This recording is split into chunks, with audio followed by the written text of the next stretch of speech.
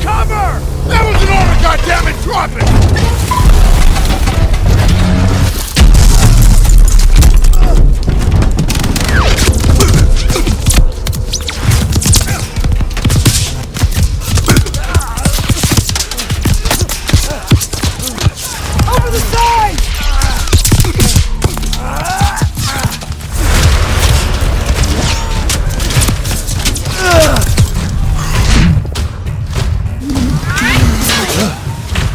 Get your head down and keep moving! Daniel, on me! A maior invasão anfíbia da história ocorreu no dia 6 de junho de 1944 nas geladas águas da costa norte do noroeste francês. Mas essa titânica demonstração de poder bélico e organização logística foi muito mais do que um desembarque de tropas em território ocupado. Foi, na realidade, o resultado de anos de planejamento e espera pelo momento certo para atacar.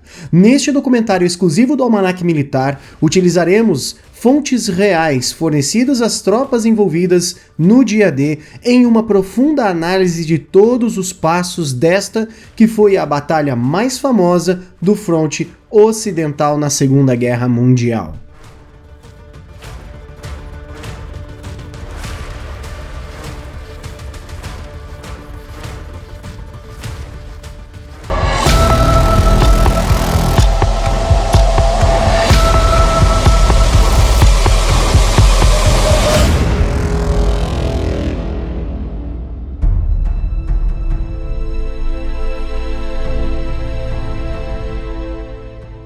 Em 1939, a Alemanha invadiu a Polônia, iniciando uma cadeia de eventos que colocaria a maior parte da Europa em guerra.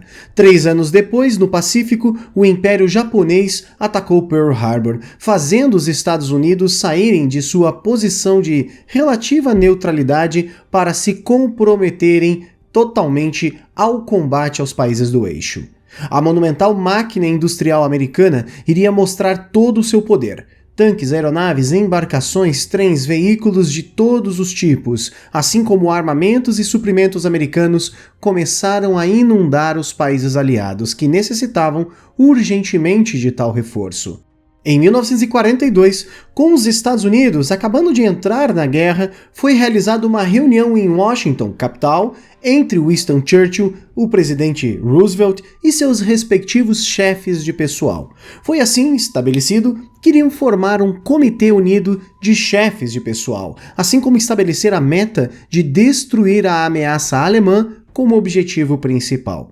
A situação naquele ano era a seguinte: no Pacífico, as forças americanas e aliadas enfrentavam a ameaça terrível dos porta-aviões japoneses, a Marinha Imperial e de suas forças de ocupação, que agora ameaçavam até mesmo o território australiano, além de já terem tomado diversas localidades fornecedoras de matérias-primas que ajudavam o seu esforço de guerra. Na Europa, a tempestade de aço alemã e das forças do eixo havia varrido a maior parte dos países que tentaram se opor a elas. A França, vista na época como uma força militar colossal, caiu rapidamente ao domínio germânico e agora um único país no continente ainda lutava contra o eixo, o Reino Unido.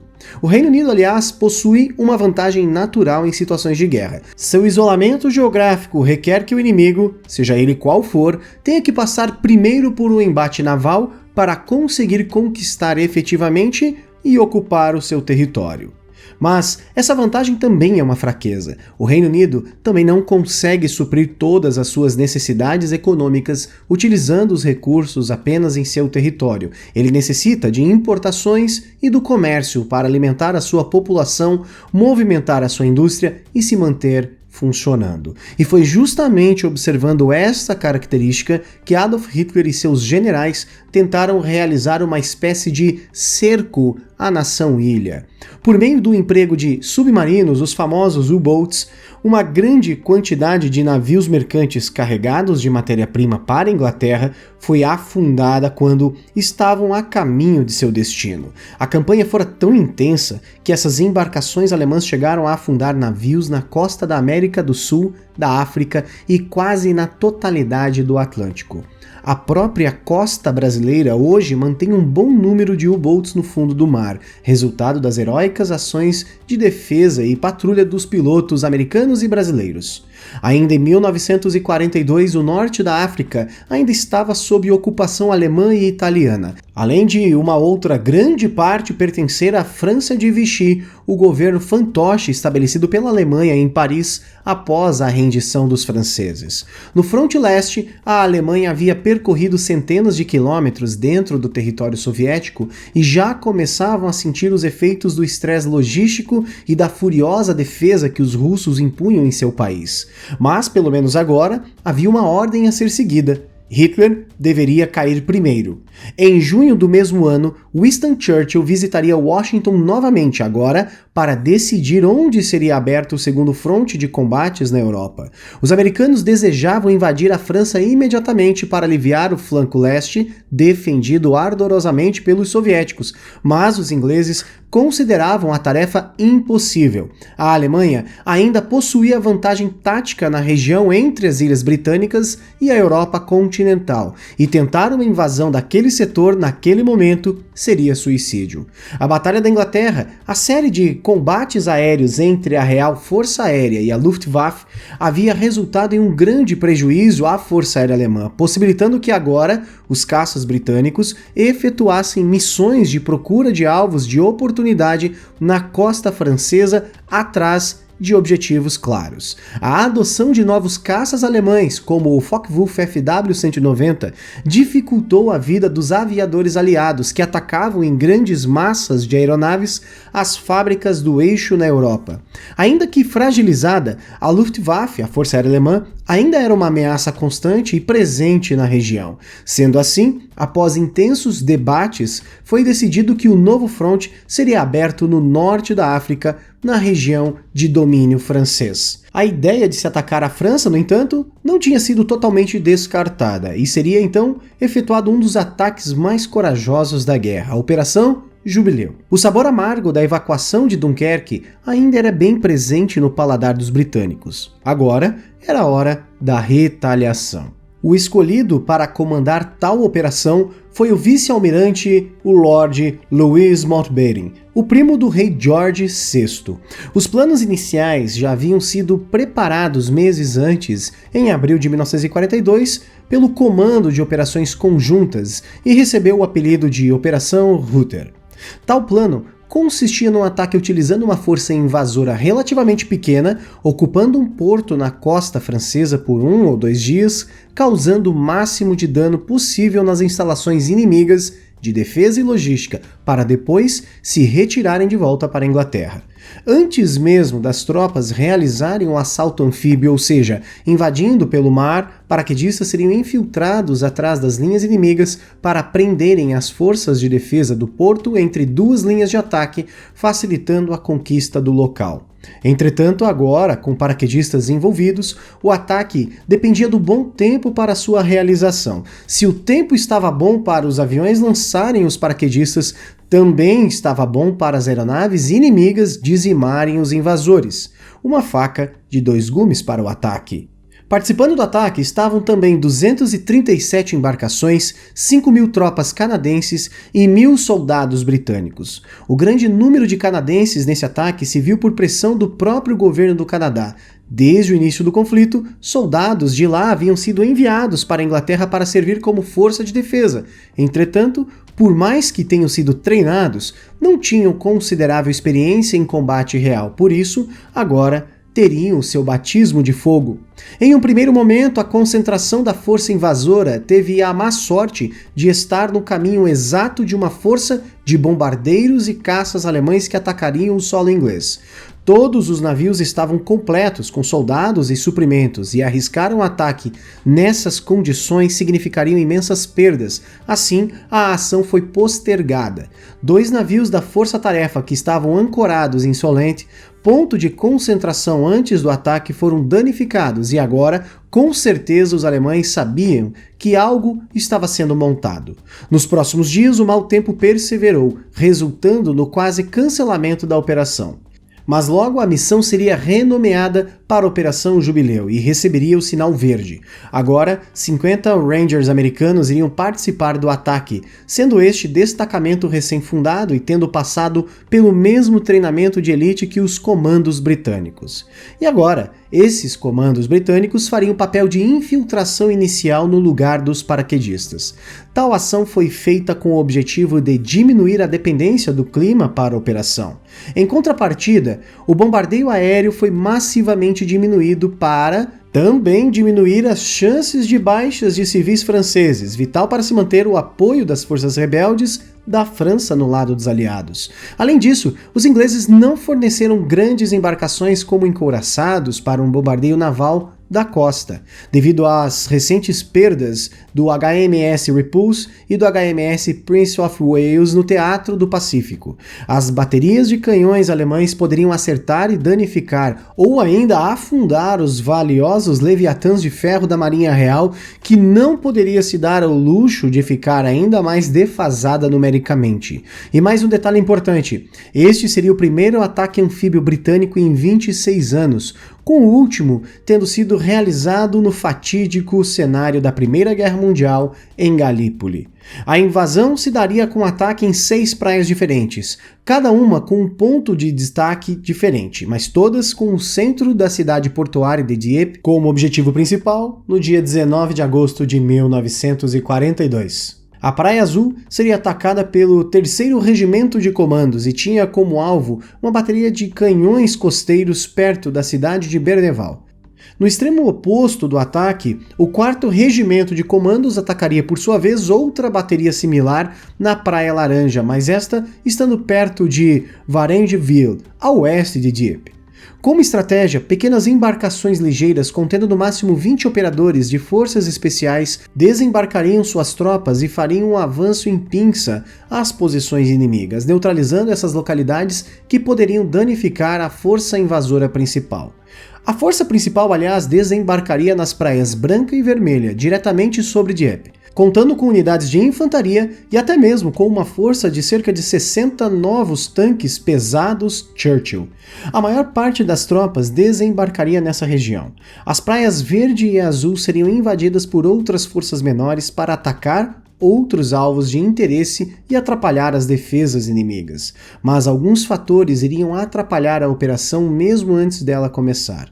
Por meio da espionagem e reconhecimento, as forças da região de Dieppe já estavam em alerta. Um radar alemão sondava a região e a comunicação de rádio interceptada mostrava que algo grande estava prestes a acontecer. A falta de comunicação efetiva entre os aliados seria outro enorme empecilho.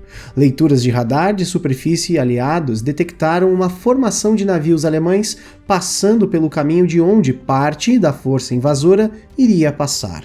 Mas a informação não foi recebida corretamente e agora as frágeis e ligeiras embarcações de desembarque de tropas cheias de comandos que deveriam iniciar o ataque 30 minutos antes da força principal encontraram um navio alemão e sua escolta no meio do mar. Assim, de uma força de centenas de comandos do 3º Regimento, apenas 18 conseguiram chegar à praia e iniciar o combate. Com a perda do elemento surpresa, os comandos mostraram a razão de sua fama e começaram a realizar atividades de caça no local onde ficavam os canhões costeiros alemães.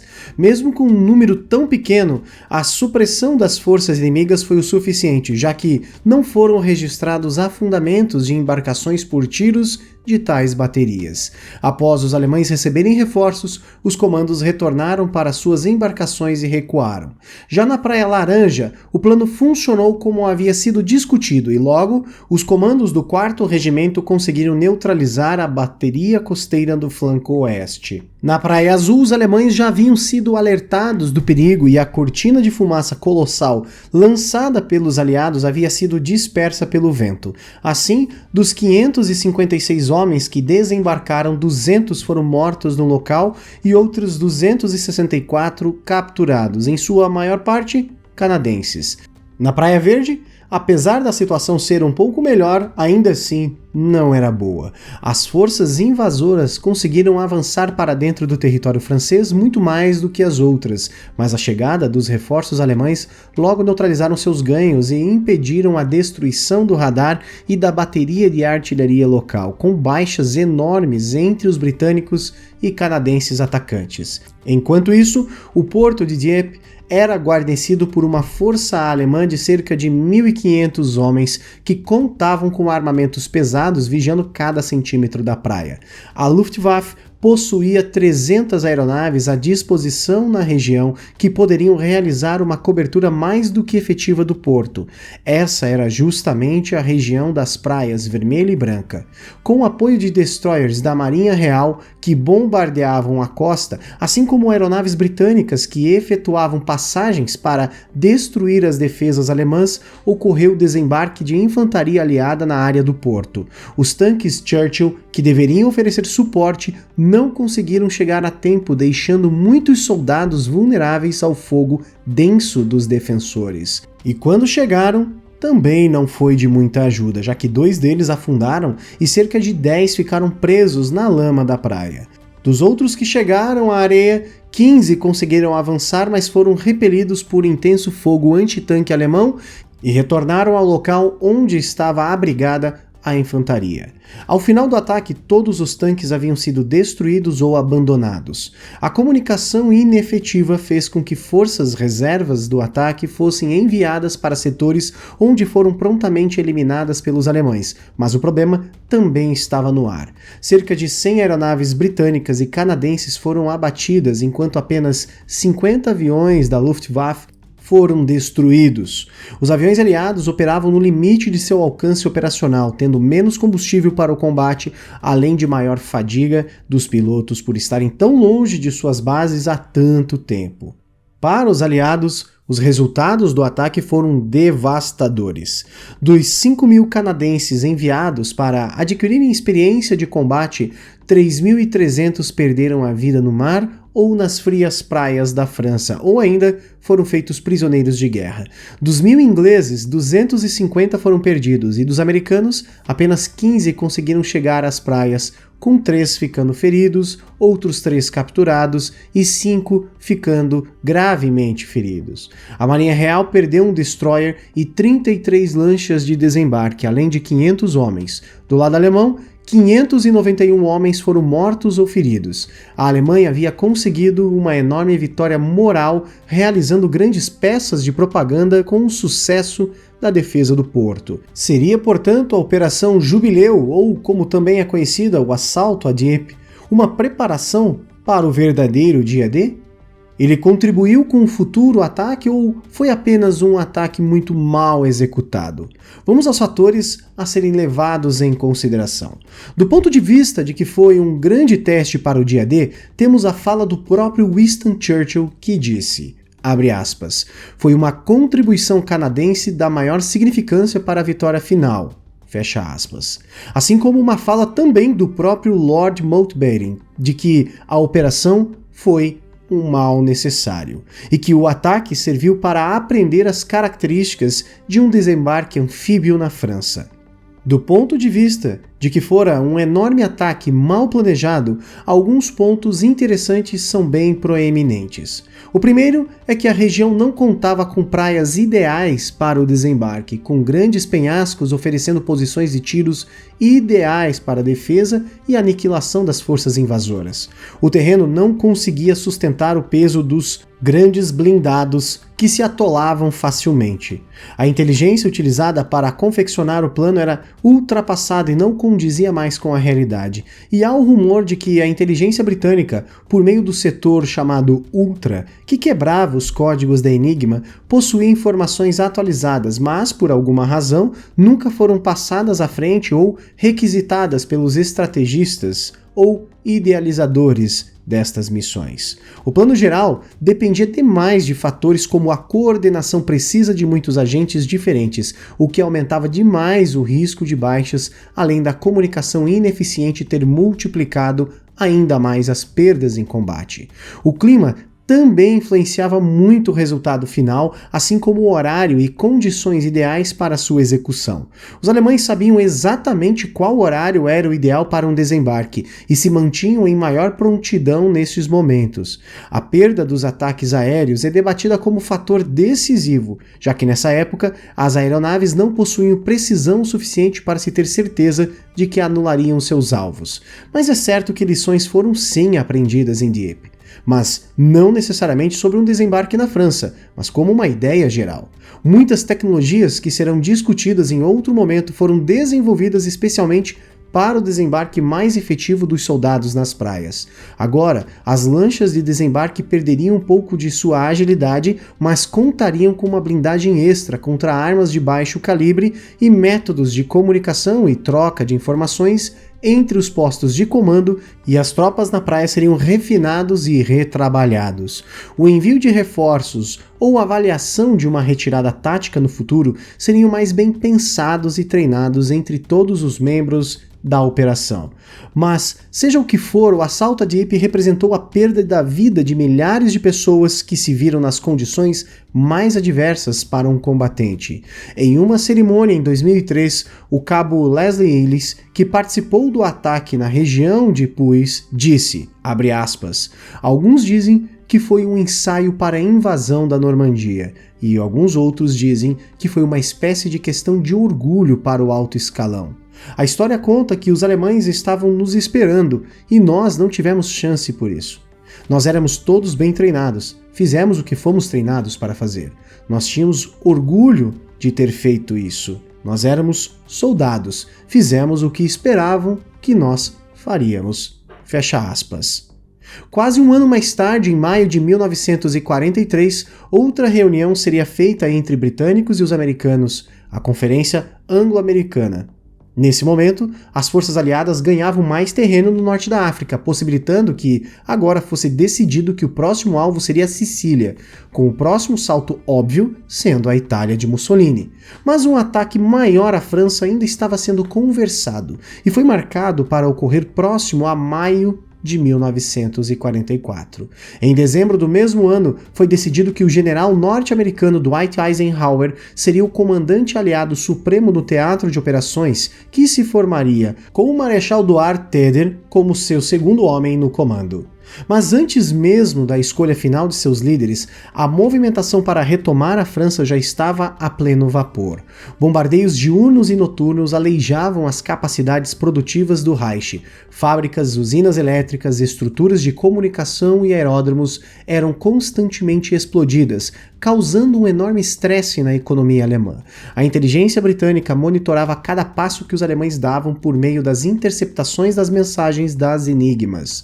Os comboios de suprimentos vindos da América para a Inglaterra agora passavam com maior facilidade pelos predadores submarinos germânicos, e mais armamentos, tropas e recursos logísticos se amontoavam nas ilhas britânicas. Os soviéticos pressionavam os alemães em todos os pontos de contato, e agora os japoneses haviam perdido boa parte de seus porta-aviões em confronto com os americanos, aliviando de certa forma a pressão no Pacífico. Lentamente, uma mudança no cenário se mostrava cada vez mais ideal para atacar, mas antes de agir, era melhor usar a cabeça.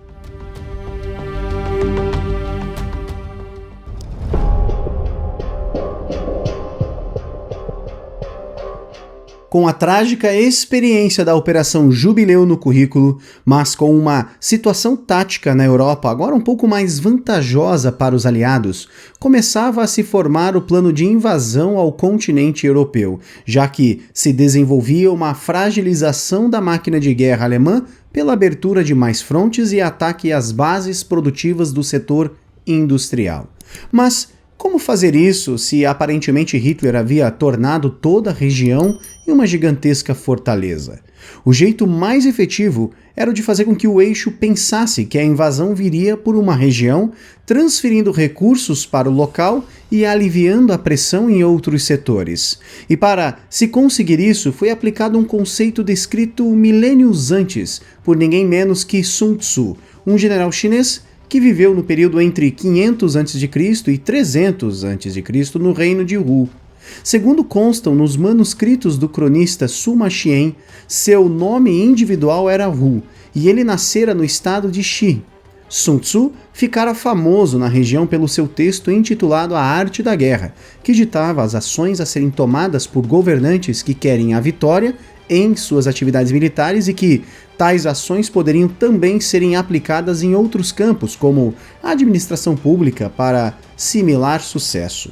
O fato é que, no capítulo em que Sun Tzu comenta os preparos para o planejamento de operações militares, ele diz o seguinte, abre aspas, toda operação militar tem o logro como base. Por isso, quando capazes de atacar, devemos parecer inativos.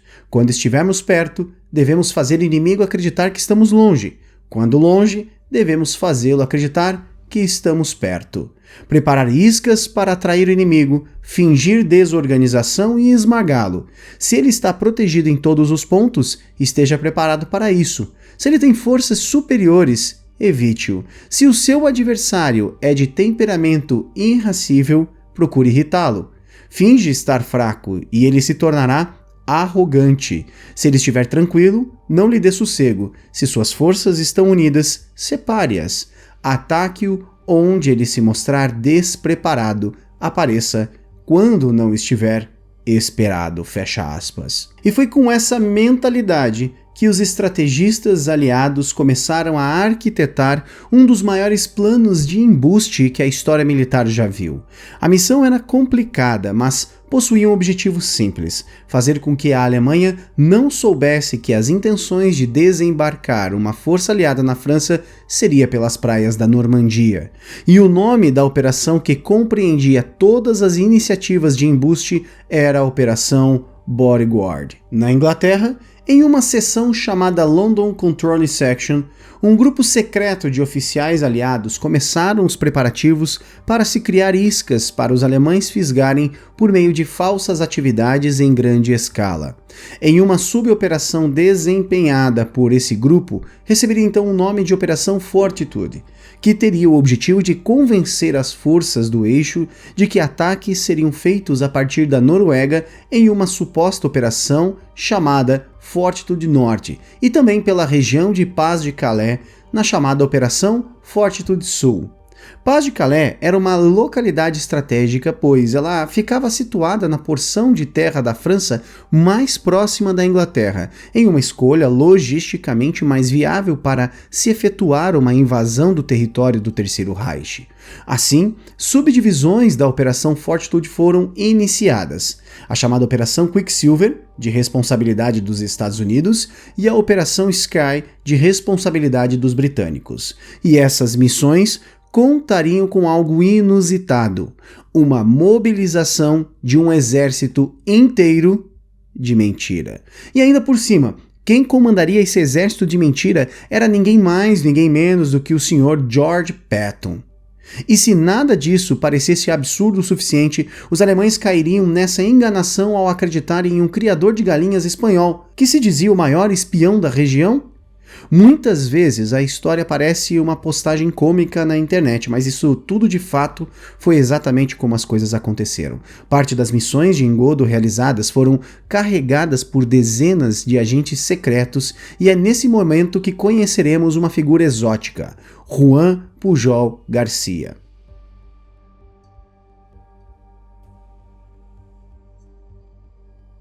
Juan nasceu na Espanha em 1912, vindo de uma família muito abastada. A sua mãe o enviou para uma escola em regime de internato dos irmãos Marista em Mataró.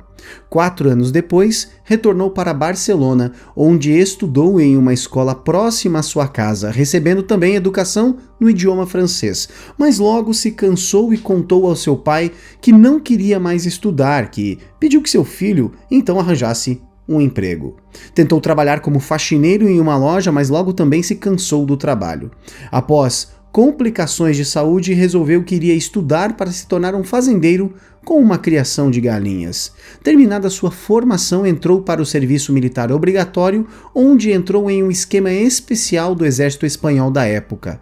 Pagando uma taxa, os novos recrutas recebiam regalias, como passar os dias em casa, e se estudassem e realizassem testes após 6 meses de serviço prestado, poderiam ir para a reserva como segundo tenente. Juan logo foi transferido para um regimento de cavalaria, onde teve que aprender a montar.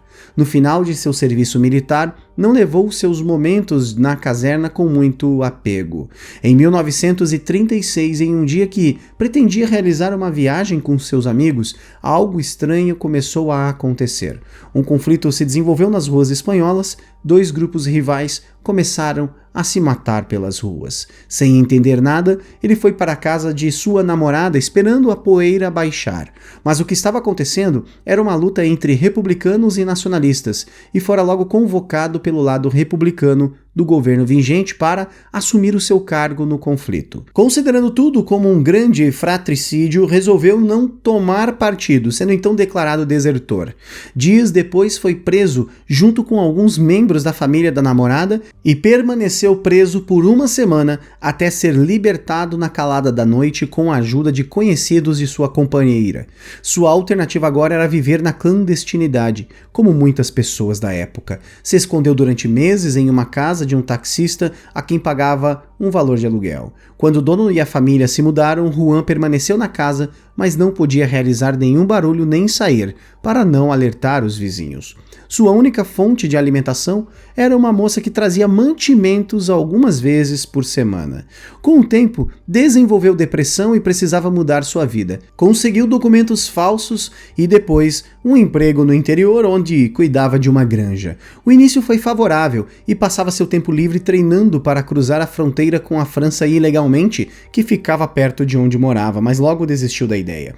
Pensava que, assim que saísse do controle dos republicanos, poderia viver em paz. Quando a granja começou a dar resultados ruins, colocou seu plano em movimento.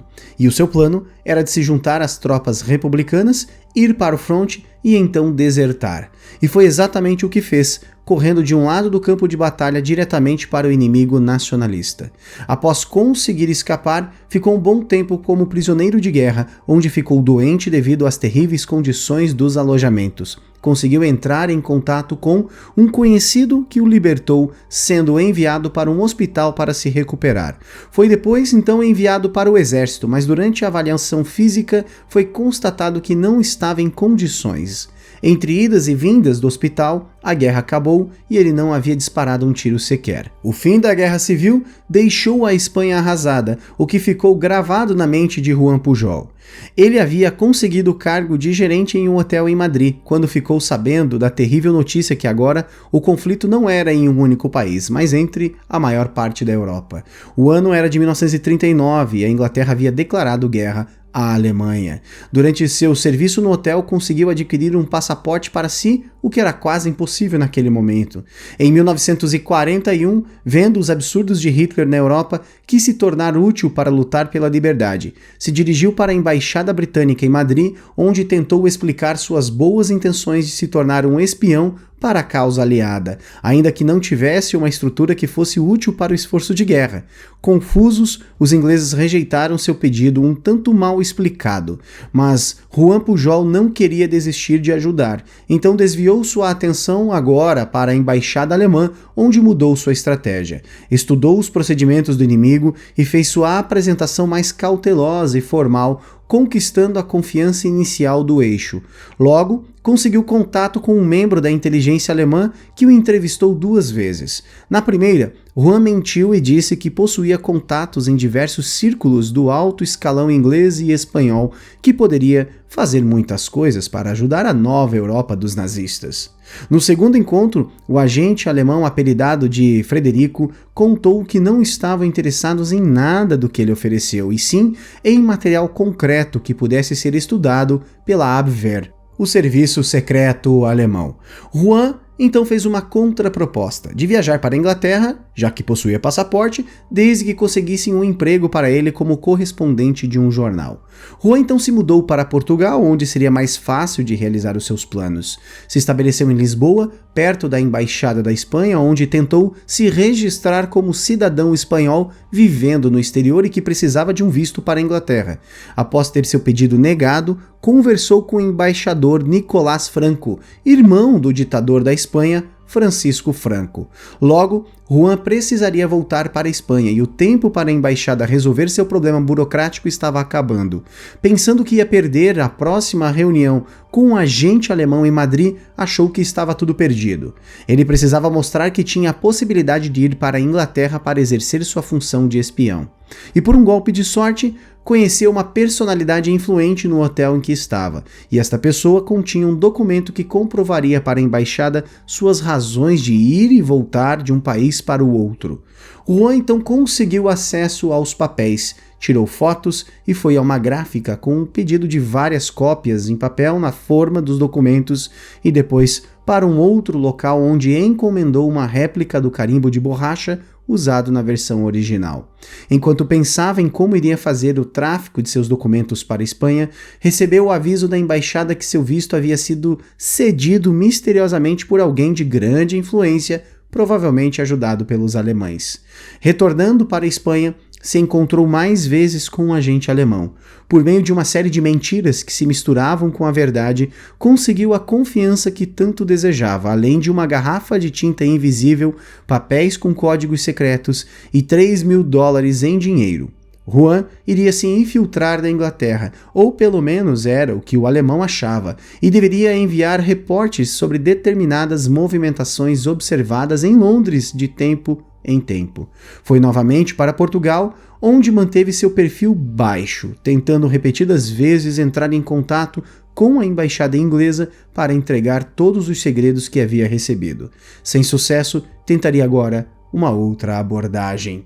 Juan então enviou uma mensagem secreta para os alemães, avisando que já estava na Inglaterra e no caminho conheceu o piloto que fizera a viagem da empresa KLM. Convencendo um homem de que era um refugiado catalão, ele agora faria o transporte das cartas para Portugal, onde seriam enviadas para a Espanha. O que o piloto não sabia, entretanto, é que as cartas, que aparentemente possuem apenas informações triviais, na verdade possuíam informações secretas para os alemães que pegariam as correspondências no território espanhol e enviariam o conteúdo em tinta invisível para a Alemanha. Mas em um verdadeiro plot twist, o piloto nunca existira, assim como Juan não havia sequer saído de Portugal. Esse seria o primeiro de muitos agentes fantasmas criados pelo espião freelancer. A partir daí, Juan Pujol ficaria mais e mais criativo com seus reportes aos alemães. Contava que havia recebido uma oferta de emprego na BBC, que agora contava com informantes dos mais diversos portos ingleses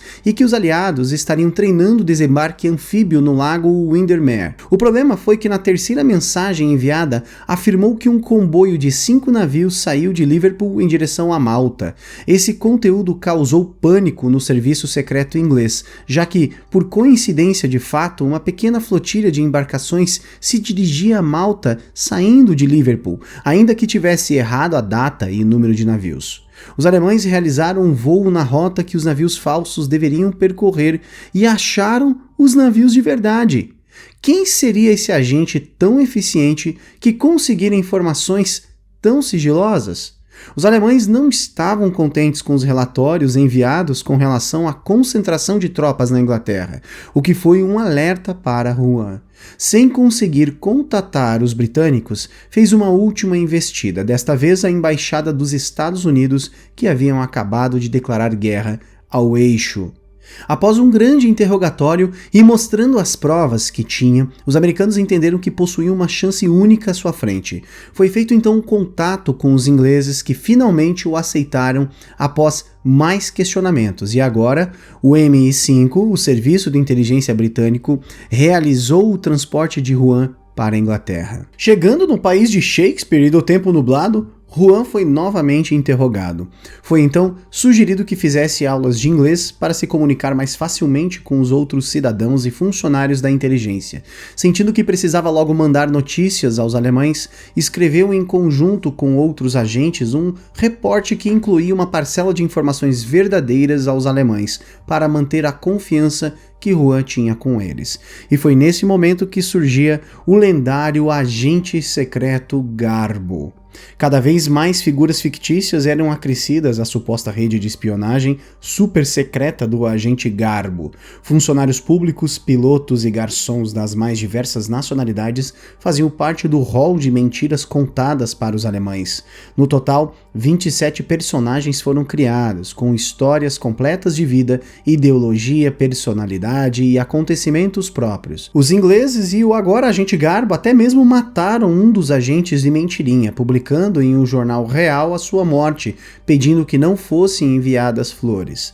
Os alemães acreditavam tanto que enviavam dinheiro para a suposta viúva do informante morto, que precisou ter também uma personalidade criada em seguida. O serviço de inteligência e Garbo agora alimentavam uma mistura saudável de mentiras aos alemães, temperadas com pequenos detalhes verdadeiros para manter a cobertura da real movimentação em solo inglês. Mas a fúria nazista era imparável e logo ataques com foguetes V2 começaram a ocorrer em Londres. Os V2 se diferenciavam dos foguetes V1 por, entre outras características, serem mais silenciosos na aproximação final de ataque. Subitamente, bairros inteiros explodiam, matando centenas de civis. E os alemães queriam agora saber onde os foguetes estavam acertando para corrigir os disparos. Juan então se esforçava para direcionar os foguetes para as áreas mais desabitadas possíveis em Londres, o que era muito difícil de se achar devido à alta densidade da cidade.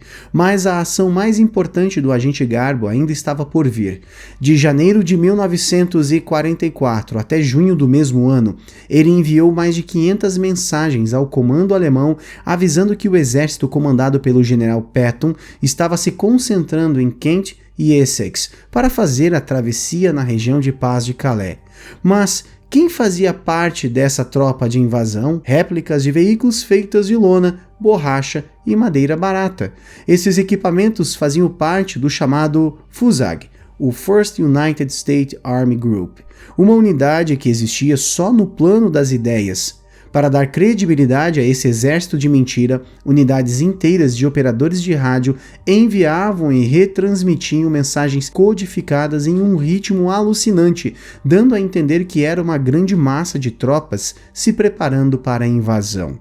Quando os alemães interceptavam as comunicações, podiam não entender o que estava sendo falado, mas podiam afirmar que algo grande estava ocorrendo. Nas águas rasas, perto do exército fantasma, réplicas de barcos de desembarque foram construídos com madeira, tecido e barris, sendo chamados de Big Bobs. Os blindados, feitos de material leve e infláveis, eram movidos todos os dias e as marcas de suas esteiras e rodas eram produzidas artificialmente através de suas novas posições. Aeronaves e peças de artilharia falsas também eram mexidas e posicionadas de maneira realista em muitas localidades na região perto da suposta concentração aliada. E toda essa enganação era feita pelo 23º Quartel-General de Tropas Especiais, uma unidade altamente confidencial que ganhara o apelido de Exército Fantasma.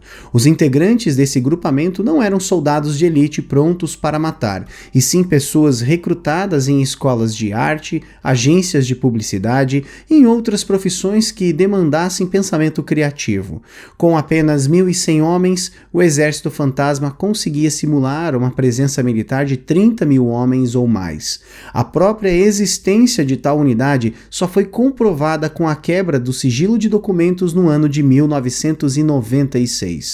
Apesar de terem ficado mais famosos na Operação Fortitude Sul, algumas técnicas já haviam sido empregadas com sucesso durante a campanha do Norte da África, sendo replicadas agora para a invasão da França. O cuidado dos artistas era tão meticuloso que criavam falsos acampamentos com bivaques enormes, colocando até mesmo roupas secando em varais ao lado deles. A cereja do bolo na enganação ocorreu no dia 23 de maio. Os britânicos haviam capturado o último comandante do Afrika Korps, o general alemão Hans Kremer. Em razão de uma troca de prisioneiros acordada com o eixo, enviariam o general de volta para a Alemanha. Mas durante o transporte dentro da Inglaterra, fizeram questão de passarem com a viatura em que o general estava pelas zonas de concentração e treinamento para a iminente invasão da França que estava por vir. O que o general não sabia, entretanto, era que mentiam para ele. Ao conversarem, os soldados e oficiais ingleses davam a entender de que estavam em Dover, perto de Pas de Calais, e que os soldados britânicos, americanos e canadenses que ele via eram todos americanos do FUSAG. Nem mesmo em Dover ele estava, mas isso era algo que ele não podia saber, já que todas as placas no caminho haviam sido cobertas, e a maior cara de pau dos britânicos seria convidá-lo para o último jantar antes de sua partida, onde alguns agentes deixaram escapar, entre aspas, discretamente, detalhes da suposta invasão em Pas de Calais. Chegando na Alemanha, Hans Kremer iria pessoalmente avisar Hitler que um grande ataque de fato viria a Pas de Calais.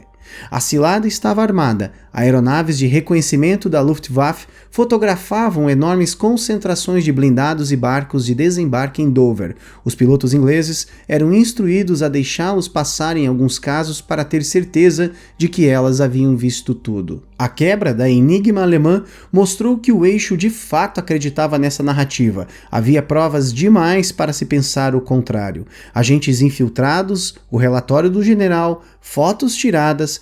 Era impossível que os aliados conseguissem desenvolver uma mentira dessa magnitude, não é? Mas foi exatamente isso que fizeram.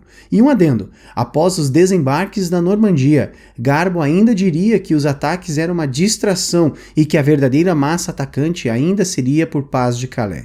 Por isso, mesmo com os aliados já em solo francês, os alemães mantiveram 2 divisões blindadas e 19 divisões de infantaria estacionadas na região para se protegerem.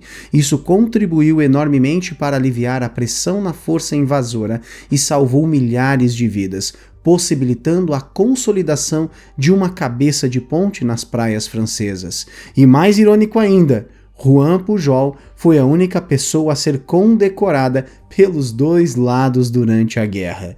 Ele recebeu a Cruz de Ferro alemã pelos seus esforços para avisar dos desembarques na França e, meses depois, se tornou membro da Ordem do Império Britânico pelas suas ações de contra-espionagem. Com os alemães confusos com relação ao local por onde seriam atacados, havia chegado, finalmente, a hora. A guerra na Europa agora chegaria ao quintal de Hitler em uma das maiores demonstrações de esforço logístico e bélico da humanidade. Seria colocada em prática a Operação Overlord.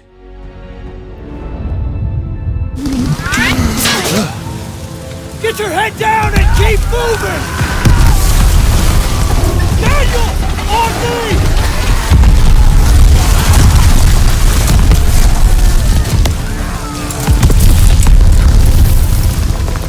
Take the Bangalore and get to the seawall! To the bunker!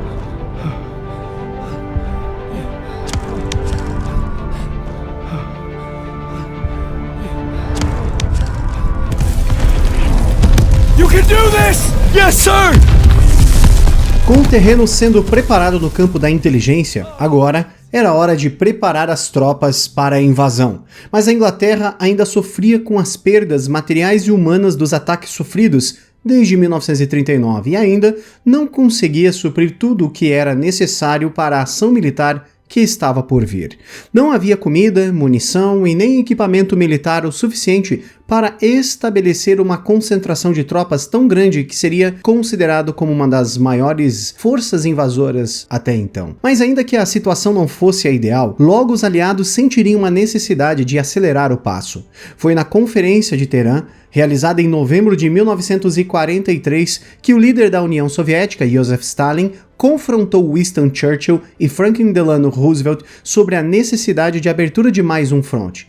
Os soviéticos enfrentavam uma pesada oposição no fronte leste e um segundo fronte diametralmente oposto na Europa poderia garantir maior segurança para os russos. Em troca, Stalin garantiu que, após a derrota de Hitler, ele iria abrir então um outro fronte contra o Japão, no norte do Pacífico.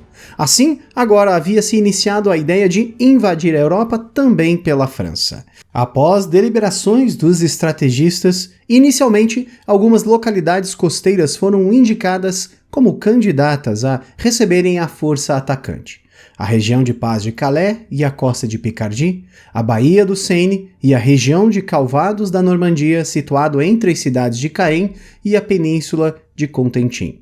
Mesmo sem um porto de tamanho considerável, a Normandia foi a vitoriosa devido às suas amplas praias. Quando Dwight Eisenhower fora escolhido como comandante supremo das forças aliadas na Europa, ele também decidiu que a área de invasão seria ampliada, fazendo com que a região de responsabilidade das forças invasoras anglo-americanas e canadenses aumentassem consideravelmente. Esse aumento, entretanto, significaria mais homens, mais recursos, mais munição e melhor logística. A força paraquedista que saltaria atrás das linhas inimigas antes do desembarque anfíbio também fora aumentada. Agora seriam 3 divisões e não mais 2 que seriam responsáveis por flanquear as posições defensivas alemãs pela retaguarda. O plano de combate envolvendo as unidades navais também precisaria ser delineado e isso ficou como responsabilidade do almirante Bertrand Ramsay, comandante da Força Expedicionária Naval Aliada. Uma parte da Operação Overlord seria a travessia do trecho marítimo entre a França e a Inglaterra, denominada Operação Netuno. Desta fase, participariam em sua maior parte a Força-Tarefa Naval Oriental Britânica e a Força-Tarefa Naval Ocidental Americana, realizando as tarefas de bombardeio, suporte de fogo, desminagem, escolta e desembarque da infantaria nas praias. Quando as praias fossem tomadas, seria necessário que se continuasse enviando então suprimento para as tropas. Não era viável que outra situação como Dunkirk e Dieppe se repetisse, então algo precisava ser feito. Como as regiões invadidas não possuíam os portos necessários, foi preciso construí-los na Inglaterra e depois transportá-los para o campo de batalha para garantir a fluidez de recursos para o combate. Foram então concebidos os chamados Mulberries, os portos flutuantes do dia D. Foram construídos 2 Mulberries, chamados de A e B. O primeiro seria empregado pelos americanos no seu setor de responsabilidade, enquanto o segundo seria utilizado pelos britânicos e canadenses. Cada uma dessas superestruturas possuía cerca de 10 quilômetros de estradas flexíveis de aço, chamadas de baleias, que ficavam acima da superfície da água por meio de flutuadores feitos de concreto e aço, chamados de besouros. No final das estradas havia a região chamada de spud, algo que pode ser traduzido como batata, ancorada em suportes que eram fixados no leito oceânico. Essa região era muito sensível às movimentações, por isso grandes quebra-mares também tiveram que serem feitos para proteger então o local das fortes ondas que o mau tempo poderia trazer. Para criar todos esses quebra-mar, foram utilizadas várias técnicas, construindo em secadeiras apelidadas de Fênix, afundando navios nas posições desejadas, sendo esses apelidados de Gooseberries, e utilizando quebra-mares flutuantes móveis chamados de bombardons. Apenas para a construção dessas proteções foram utilizados cerca de 252 mil metros cúbicos de concreto, além de 31 mil toneladas de aço e 1,4 milhão de metros de suporte metálico de aço. Os Mulberries foram construídos em segredo e foram transportados assim que as primeiras batalhas da invasão acabaram. 12 dias após o dia D, ambos os portos já estavam plenamente operacionais e conseguiam realizar o recebimento de cerca de 7 mil toneladas de suprimentos, além de veículos, por dia. A ideia era de que os portos flutuantes fossem então utilizados até a tomada do porto de Cherbourg. Mas no dia 19 de junho ocorreu uma terrível tempestade que danificou e inutilizou o Mulberry A, o dos americanos. O jeito, então, foi de seguirem a moda antiga, usando navios de desembarque que seriam encalhados propositalmente na areia, retirando a sua carga em seguida e esperando até que a maré alta ajudasse na hora de sair do lugar novamente. O Mulberry B, o dos britânicos, seguiu funcionando por 10 meses. Estima-se que no total 2,5 milhões de soldados, meio milhão de veículos e 4 milhões de toneladas de suprimentos passaram pelos portos artificiais para a investida na Europa. Até hoje, é possível observar destroços de tais megaestruturas nas praias e museus da região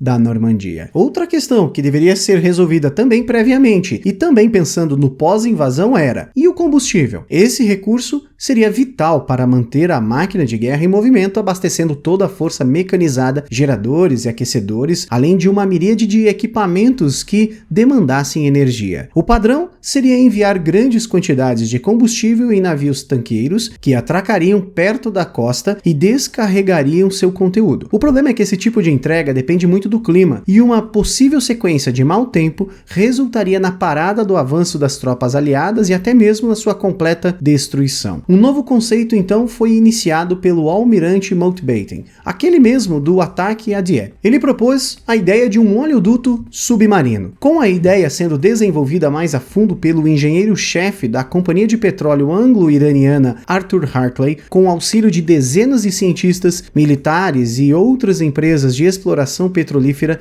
nasceu a chamada Operação Pluto, ou encanamentos abaixo do oceano. Os desafios eram enormes, já que era necessário desenvolver materiais flexíveis e resistentes para serem depositados no leito marinho. Além disso, o combustível seria enviado a partir do sul da Inglaterra, e isso poderia fazer com que fosse alvo de bombardeios da Luftwaffe. Por isso, uma complexa rede de encanamentos foi construída na Inglaterra, em que os depósitos do material ficassem em regiões mais seguras, a dezenas de quilômetros de distância do local onde seriam reunidas e enviadas para a costa francesa. Os pontos onde os caminhões despejavam seu conteúdo dentro do sistema eram camuflados para chamarem menos atenção possível. Celeiros, locais de construção e até mesmo uma sorveteria foram algumas das opções que ocorreram.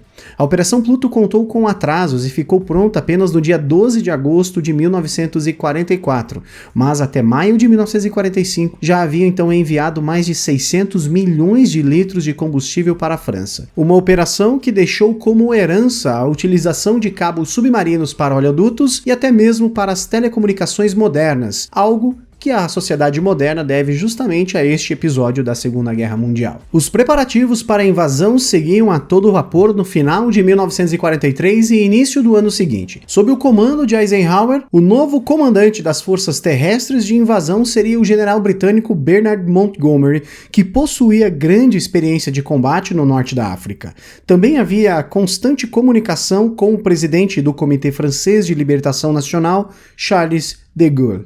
Treinamentos foram ostensivamente feitos em território inglês por meses. A infantaria de desembarque, os paraquedistas, toda a aviação de combate e transporte, além de navios de guerra e de logística, espiões e informantes, todos, sem exceção, esperavam o momento. Havia chegado, finalmente, o momento de dar a surra que Hitler tanto merecia. Mas, afinal, quem receberia as tropas aliadas na França? Os aliados não teriam uma chegada fácil, pois Ainda que o eixo considerasse que provavelmente o ataque viesse em outra região, a maior parte das praias desse setor da Europa haviam se tornado uma imensa fortificação conhecida como a Muralha do Atlântico. Acreditava-se que a Muralha do Atlântico, aliás, fosse uma linha contínua de defesas costais que se estenderia por todo o litoral do Reich alemão, mas isso não era verdade. A muralha possuía fortificações costeiras relativamente espaçadas, com alguns setores com maior densidade defensiva do que outros. Segundo o general alemão Rundstedt, que assumiu o comando da muralha em 1942, a posição se tratava, na verdade, de uma grande muralha de propaganda. Uma parte do pessoal estacionado nas defesas eram oriundos do fronte leste e eram transferidos para lá nos períodos de rotação das tropas do fronte como descanso e recuperação. Outra parte considerável era de homens com pouco treinamento e trazidos de outras regiões, alistados nas áreas de domínio alemão. Aliás, é possível observar essa característica no filme O Resgate do Soldado Ryan, quando alguns soldados do eixo tentam se render e logo são fuzilados pelos americanos. Ao tentarem se render, não falam alemão, e sim tcheco. Os bunkers e trincheiras foram construídos em diversos locais, mas seu armamento defensivo era muito variado e, em alguns casos, contava com canhões ultrapassados ou oriundos de sobras de outros setores da guerra. Mas, mesmo com essa inconstância nas defesas, alguns canhões navais instalados poderiam destruir facilmente quaisquer navios que ousassem chegar perto da costa. Utilizando milhões de metros cúbicos de concreto e milhões de aço, o material utilizado nas fortificações era o bastante para se construir 270 cópias do prédio Empire State e 160 cópias da Torre Eiffel. Mas as fotos mais impressionantes e comumente difundidas da Muralha do Atlântico provêm do mesmo local, a chamada Bateria Lindemann, mais preparada e que operava os colossais canhões de 406 mm anti-navio localizado no Cabo Grisnez. O banco de areia de muitas praias foram defendidos com arame farpado, armadilhas antitanque e minas. Alguns locais foram tão bem defendidos que os aliados tiveram que mudar o horário do ataque para coincidir com a maré baixa para possuírem mais locais disponíveis para o desembarque e uma relativa proteção. O comandante responsável pelo Grupo de Exército B e que defenderia a Normandia naquele momento era o renomado Marechal de Campo Erwin Rommel. E a ideia inicial de Rommel era utilizar as limitadas divisões Panzers localizadas próximos à costa, onde pudessem usar então os blindados contra as tropas inimigas que tentassem desembarcar, o momento em que estariam, claro, mais vulneráveis. Mas a opinião de Rundstedt era que deveriam ser agrupados em apenas uma localidade, no centro de toda a região, e que assim que os inimigos aparecessem, todas iriam então, unidas, se deslocarem para esmagar a força expedicionária aliada. No total, cerca de 1 milhão de homens defendiam a costa da Muralha do Atlântico, divididos em 4 exércitos. E cada exército acabaria recebendo 3 divisões Panzer cada uma para que pudessem empregar como quisessem, fazendo com que perdessem então parte de sua efetividade, já que operariam em grupamentos reduzidos. Especificamente a costa da Normandia, onde seriam feitos os desembarques aliados, estava então um grupo de combate sob o comando do general Erich Marcks, constituído de 3 divisões de infantaria, 2 das quais não possuíam meios de recuar ou de se mover, pois não operavam quaisquer tipos de veículos, consideradas então como unidades estáticas, e todas operando as defesas costeiras em bunkers de concreto e trincheiras com visão para a praia. Logo, a garra dos defensores alemães seria posta então à prova.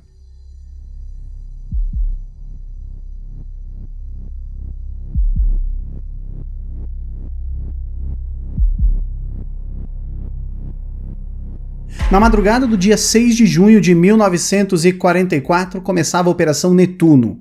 Embarcações de diversos pontos da Inglaterra se reuniram no ponto de encontro ao sul da ilha White, denominado Piccadilly Circles, e percorreram uma estreita faixa de mar que fora algumas horas antes limpa de todos os obstáculos possíveis, como minas, por exemplo, e que levava diretamente às praias da Normandia. É importante destacar que dia D é a nomenclatura dada em operações militares para uma data específica de grande destaque e que será usada como referência nos outros passos da operação. Um dia antes do dia D, por exemplo, é chamado de D-1, e 3 dias depois do dia D é chamado de D+3, por exemplo, e assim sucessivamente.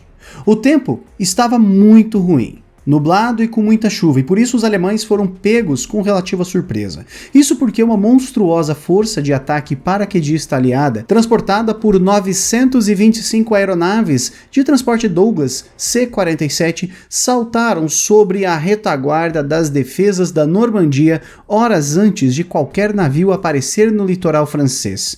13.000 homens saltaram sobre o território do eixo, acrescidos também de mais de 4.000 outros homens que pousaram em planadores contendo armas de suporte, suprimentos médicos e aparelhos de comunicação. E seria nesse exato momento que seria escrita então a história de duas unidades lendárias dos Estados Unidos, a 82ª e a 101ª Divisão Paraquedista. Esses grupos saltaram sobre a Península Cotentin, onde reinou o caos. O mau tempo misturado à escuridão da madrugada e a desorganização ceifaram a vida de centenas de homens que por vezes morriam instantes depois de aterrarem.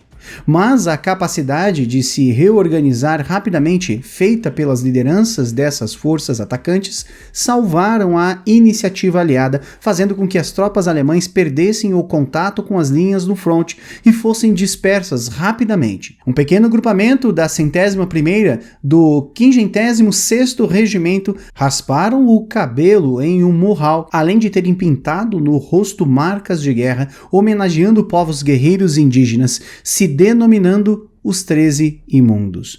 Muitos homens desse grupamento morreram nos combates, mas os que sobreviveram conseguiram destruir importantes pontes que os alemães utilizariam para reforçar a Normandia.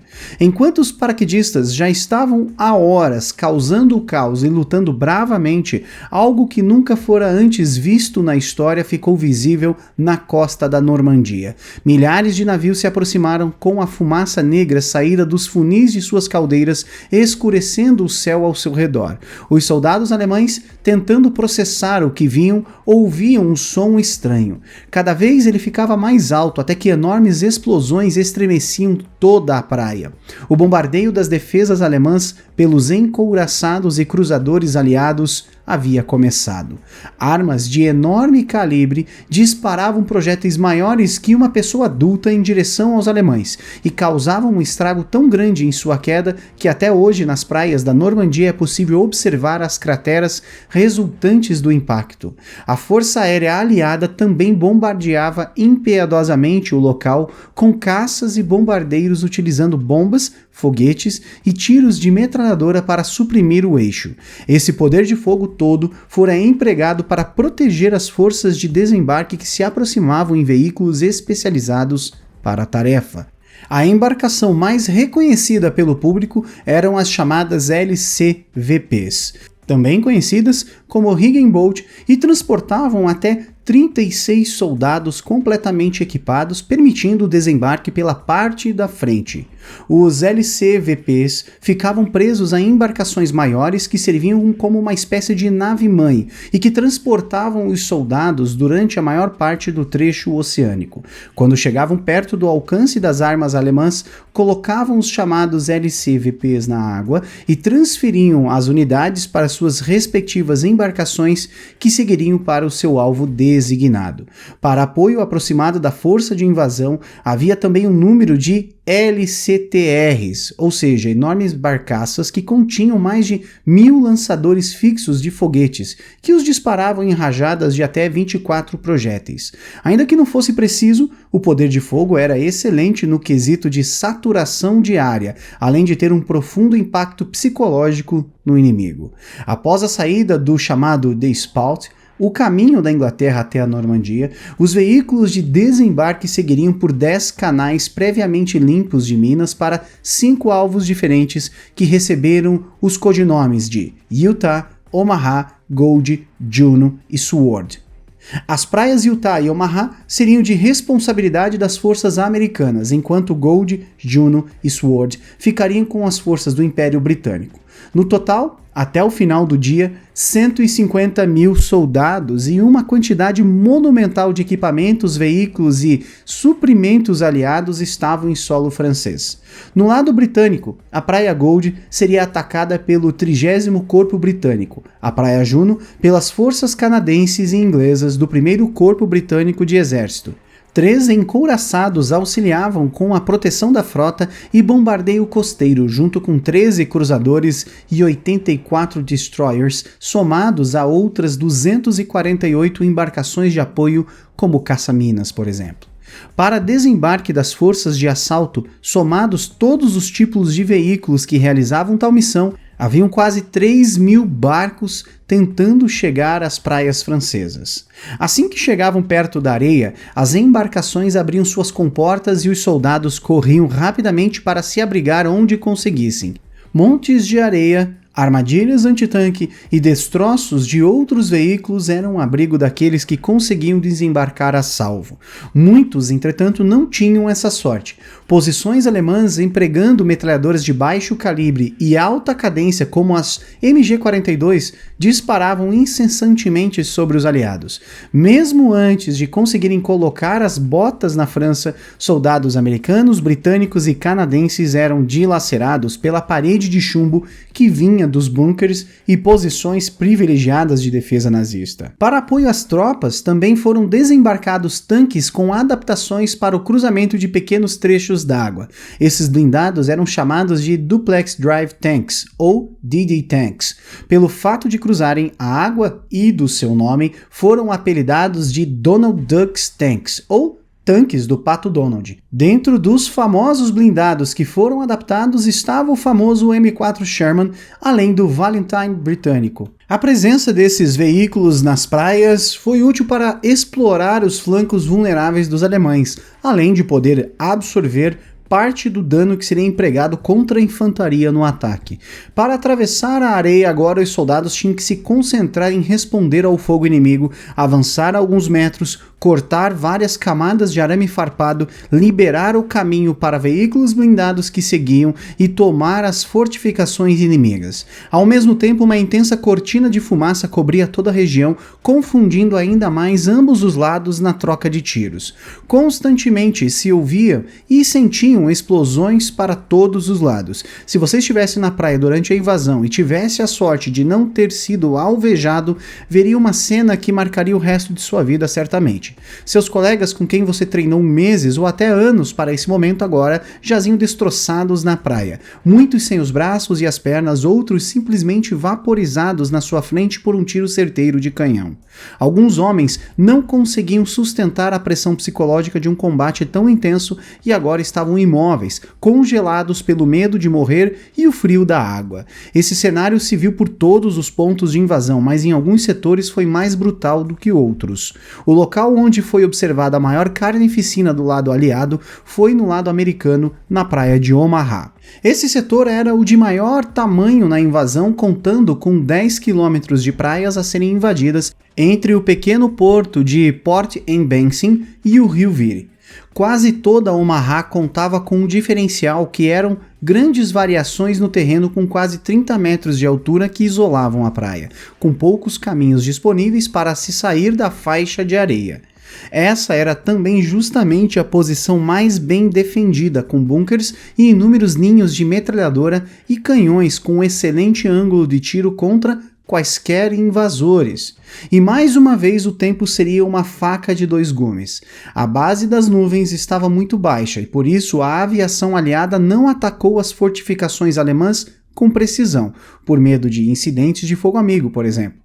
A presença de um forte vento e mar revolto fez com que quase todas as unidades da força de invasão desembarcassem no lugar errado, causando confusão na organização do ataque.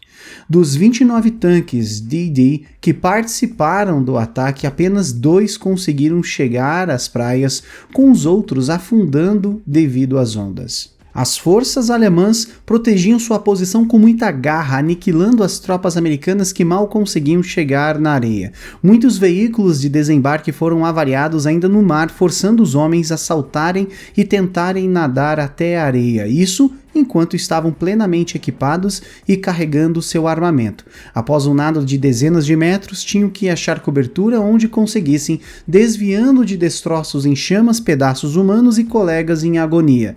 Agora molhado e cansado, não havia caminho de volta. Enquanto toda essa carnificina ocorria do lado americano, no lado alemão, estava um soldado alemão chamado Heinrich Severloh, operador de metralhadora MG-42. Segundo os relatos, Severloh atirou durante 9 horas seguidas contra os invasores, sendo auxiliado por outro militar alemão cuja identidade não é conhecida até os dias de hoje, que, por um acaso, trazia e levava munição de outro bunker próximo.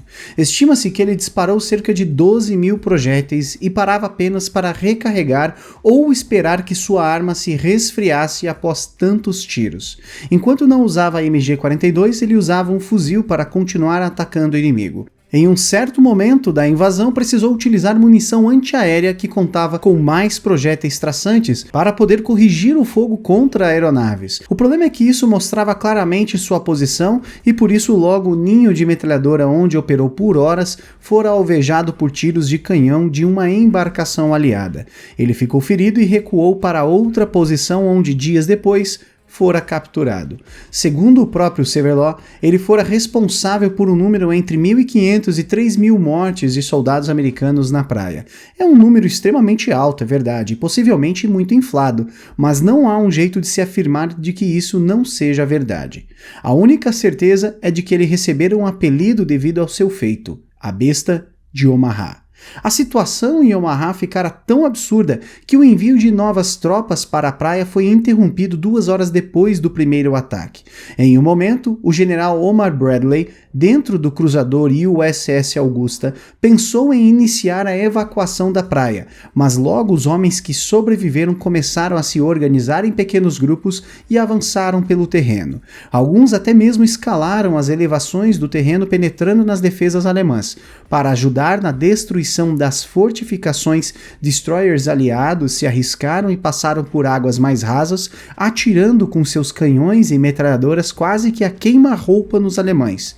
Chegando ao meio-dia, a maior parte do fogo inimigo havia cessado. Depois de horas de combate ininterrupto, os americanos conseguiram estabelecer uma posição segura e começavam a liberar as saídas da praia. O contingente alemão recebeu mais de 20% de baixas, com 1.200 mortos, e a falta de artilharia, veículos ou até mesmo suporte aéreo selou o seu destino. Do lado americano, apenas em Omaha foram contabilizados mais de 2.400 mortes somente na invasão, e no final do dia, 34 mil homens desembarcaram na França por esta praia. As forças americanas empregaram 3 encouraçados, 10 cruzadores, 51 destroyers, 260 navios diversos de combate e quase 2.000 outras embarcações de desembarque. Somando tudo isso às forças britânicas, centenas de aeronaves aliadas se certificaram de que mais uma vez a Luftwaffe não seria vista e destruiria alvos de oportunidade.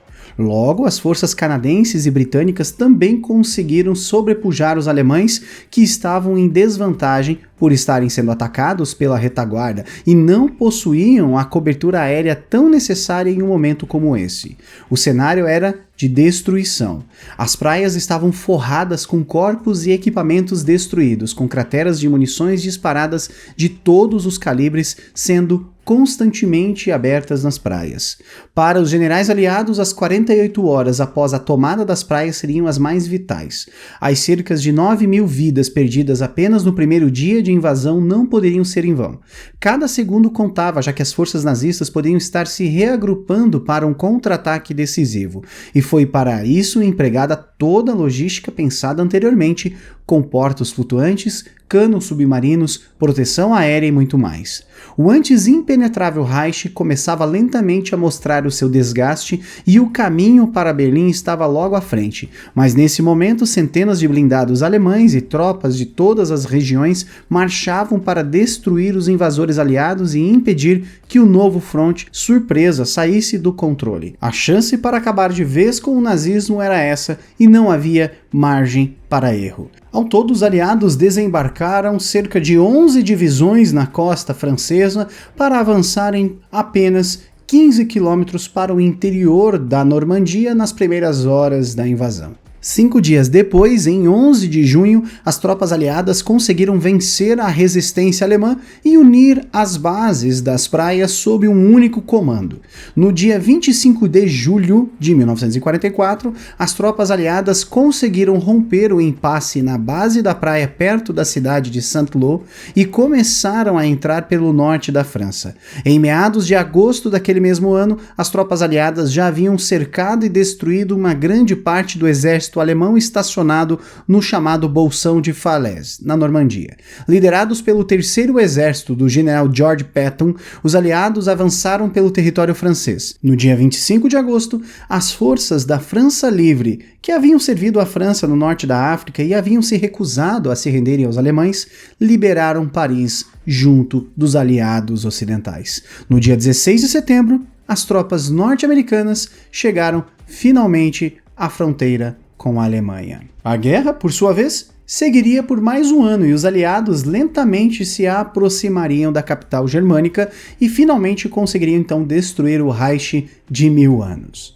Os eventos do dia 6 de junho de 1944 são ricos o bastante para se escrever uma série inteira, mas o foco deste documentário do Almanaque Militar foi explicar muito mais do que apenas os desembarques na França.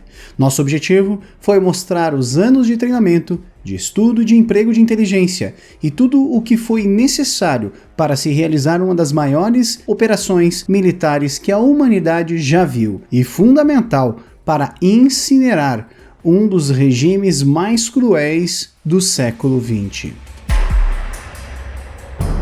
Se você curtiu não só este episódio, mas toda a série referente ao dia D, considere tornar-se um apoiador do canal.